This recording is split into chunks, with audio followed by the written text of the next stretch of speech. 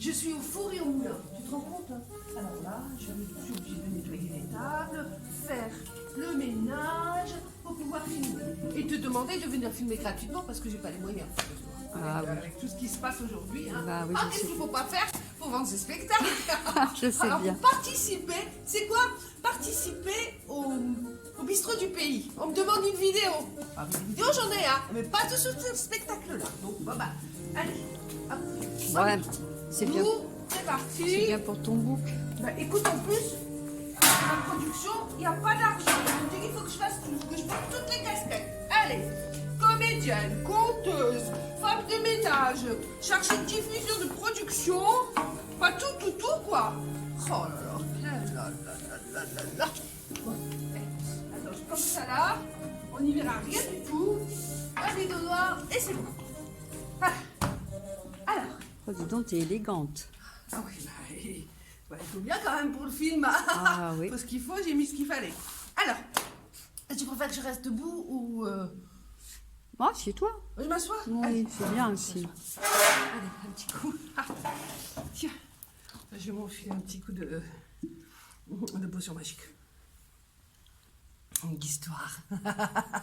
Les histoires, c'est comme ça. Moi, ce que j'aime bien, en fait, c'est d'aller quelque part. D'arriver dans un bistrot, dans un restaurant, dans un lieu, et puis m'imprégner de l'endroit, d'écouter les gens.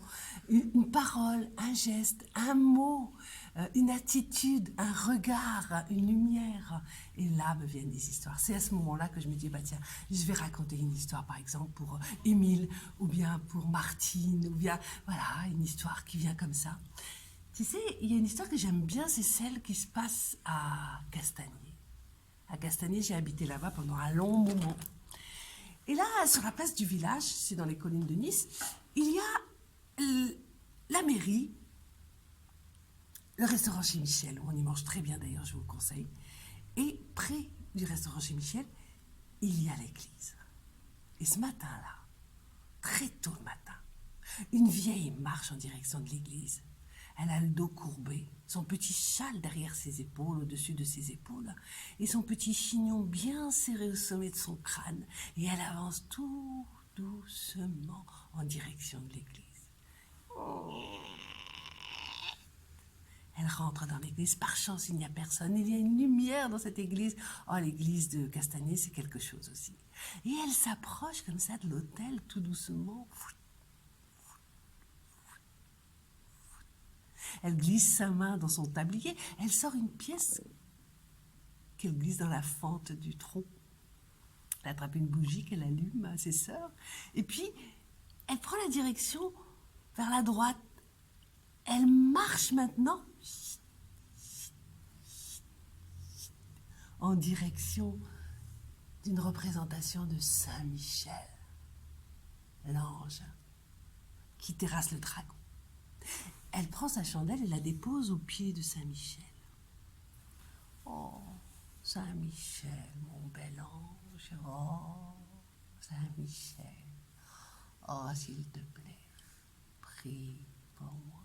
Oh, mon bel ange, prie pour moi. Et la voilà qui tourne les talons. Elle revient vers l'autel, glisse sa main, attrape une autre pièce, cling, une chandelle, l'allume et... Elle revient devant Saint-Michel qui terrasse le dragon. Et là, elle prend la chandelle et la dépose devant la gueule du dragon. Oh, Lucifer, oh, Belzébuth, oh, Seigneur de l'enfer, priez pour moi, oh, priez pour moi. Est-ce qu'elle n'avait pas vu la vieille? C'est que derrière la colonne, il y avait le curé. Il était là et il était tout attendri de la voir, la vieille, là, avec ses chandelles. Mais quand il l'a entendu parler au diable, il est sorti comme un joker de sa boîte et puis il s'est approché de la vieille. Il a dit, mais mon enfant, ma sœur, mais qu'est-ce que vous faites là? Vous blasphémez dans la maison de Dieu. Enfin, vous parlez à Belzébuth, le diable en personne. Mais vous risquez l'enfer. Oh, mon père, ne n'étais pas dans un tel état. Vous savez, je suis déjà si vieille. Et je n'en ai plus pour très longtemps, je le sens, oui. Alors, par précaution, je prépare un moment où je passerai dans l'autre monde. Alors, mon père, il vaut mieux avoir des amis de chaque côté. Et voilà que la vieille tourne des talons.